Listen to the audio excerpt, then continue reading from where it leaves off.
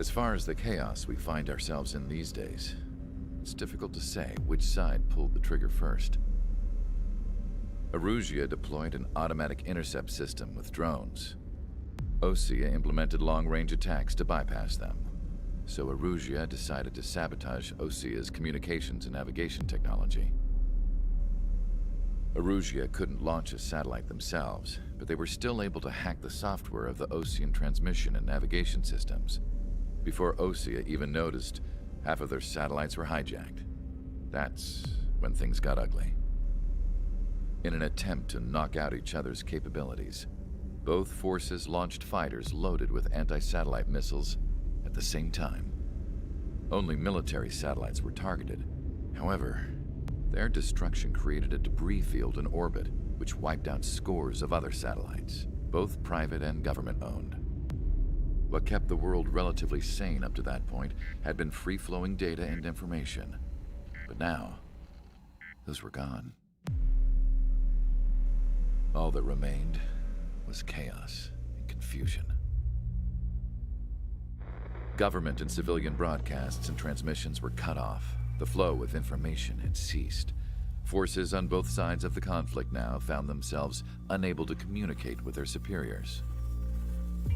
Many of the smaller countries annexed by Erusia and yearning for their independence seized the opportunity and started their own uprisings. As for why some of Osea's military decided to break off from the main force and continue on their own, I have no idea. Perhaps there was some sort of dispute over the chain of command. The continent that had once seen wars that were only fought between Osea and Erusia was now full of numerous conflicts between rival leaders vying for power. Insurgencies were everywhere. I even heard a rumor that a group of Osean convicts had rebelled. Rumors. It never ceased to amaze me that even at a crazy time like this, something as trivial as a rumor could find its way here. Communications from corporate were cut off. Apparently, the entire computer network was down. It was a wise decision to make our drones autonomous with AI instead of being radio-controlled. Wise and forward-thinking.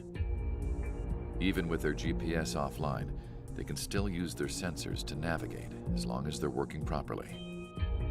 I'm sure the drones are still working perfectly, following their mission orders to the letter. I wish I could upload Mihai's new data to them. But without a connection, I can't upload the software to the active drones. The new ones we're making, though, there should still be enough time to upgrade those before they're activated. I'll be taking the data I've acquired away from the front lines now. Oh, and I'll be taking the girls, too.